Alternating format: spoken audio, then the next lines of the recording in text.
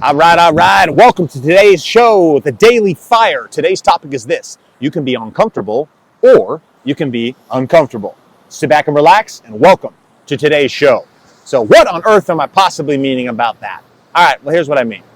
I'm sitting here this morning doing my workouts. It's a back workout, and one of those exercises kind of starts my workout off is pull-ups. Pull-ups are not easy for me. I'm 6'1", 200 pounds. I'm a big dude, and to do pull-ups is just not, right? And I'm not doing kipping pull-ups, I'm doing strict pull-ups. And I can't do a billion of them, right? But I can rep it out and start at about 15, then I can get to about 12, 10, and I do 5 sets. But as I'm going through the pull-ups, I'm sitting there and I'm like, man, this is so uncomfortable. Like I am not, like this, it hurts, I don't like it. It's an uncomfortable feeling. And then I started thinking, truly, it's actually uncomfortable almost every morning that I'm working out. It's uncomfortable to be there working out. I'm like, that's interesting, it's uncomfortable. And then I start to look at like, even after the workout, sometimes my arm hurts a little bit. I've got these tendons running right, we all have tendons right here, but I have these tendons running right here. They're kind of like inflamed from holding heavy dumbbells. So those are uncomfortable. Like there's these uncomfortable things. And I'm sitting here thinking, I'm like, man, I'm making myself uncomfortable because I'm choosing to go do a thing that makes me uncomfortable. And this is what's crazy. Somebody could look at that and say, well, I don't want to do that. That makes me uncomfortable. I don't want to feel that. I don't want to feel the pain of lactic acid inside of my muscles, right? And that same person is going to go eat donuts, Toho-Hos, and Twinkies and fast food and bullshit fake food every single day, all the time. They're going to eat all this stuff that makes their bodies massively unhealthy. And by making their bodies unhealthy, they have heart problems, they have joint problems, they have literally kidney problems, they have literally diabetes. Like they literally kill themselves slowly, and they're uncomfortable. I have overweight people in my family, and I look at them and I look at the uncomfortable that they get. They are always complaining about some ailment inside of their body, right? There's something happening to them, and I'm sitting there and I'm like, well, what's worse? What's worse? Being uncomfortable because you're overweight and you have refused to fight the addiction of your food, and you refuse to move your body, you refuse to do it. That's going to leave you in an uncomfortable state physically. Or being uncomfortable because you go and work out 3 times a day or 3 times a week at the gym, and you push yourself hard and you make yourself uncomfortable. Life is meant to be uncomfortable. I think we're all fed we're fed a narrative that is a lie, which is that we're supposed to be comfortable in what we do. Like, get comfortable. Let's search out safety and security, right? The government and all of industry embedded that into your head from when for decades now.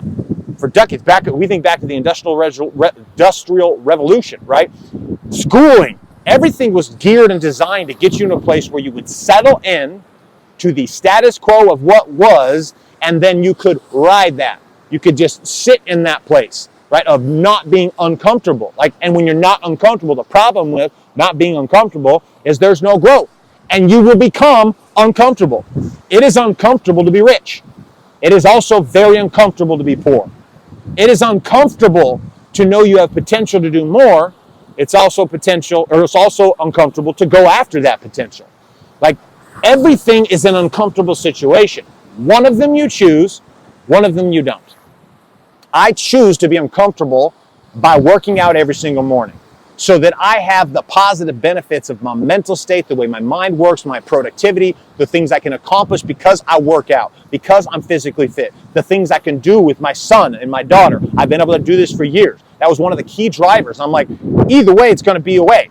I've got friends in high school. We were all about the same in high school. They're now massively overweight, and they couldn't keep up with me and the way I play with my kids to save their life. They would literally die, have a heart attack, if their heart, it would race too high, right? It would create all these problems for them. Now, this isn't pitting me against another person saying, hey, my path is better than your path. We both chose an uncomfortable route.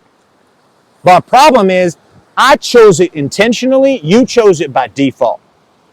So I want you to look at your world across body, being, balance, and business. Where in your world do you continue to not choose the uncomfortable so the uncomfortable is choosing you? That uncomfortable situation is coming right at you. Could be in your fitness. Could be an example I'm giving today. Could be in the way you treat your body. Could be in your relationship. It's uncomfortable to have hard conversations with your wife. It is. It's uncomfortable to tell your wife, this is where we're at and this is where I want to go and we're not there. It's uncomfortable to say those things. But if you don't say those things, then you live an entire life of discomfort. It is uncomfortable to understand that you want a relationship with God. You're going to speak to God and it's uncomfortable to have these conversations with another person saying, hey, I don't even know if God's real. It's uncomfortable to have that conversation. But we either have that conversation, we choose the uncomfortable, or you live your life feeling with no purpose, feeling like your life doesn't matter, and feeling like you don't matter and God doesn't even know who you are.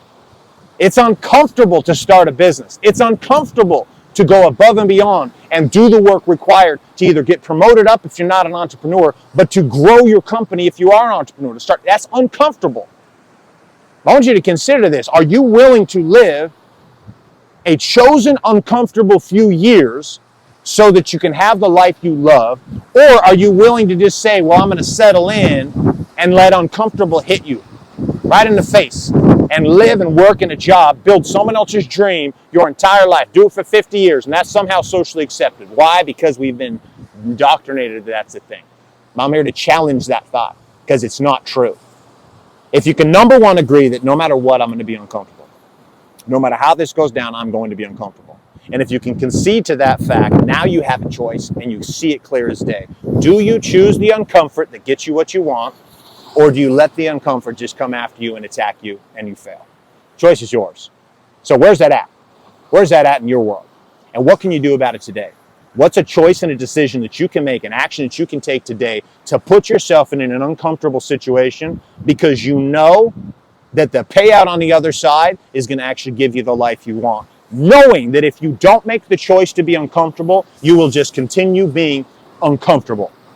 It's a paradox. It's a paradox. So that's all I got for you. As always, it's your boy Trevor J. White reminding you that you are just one pivot away.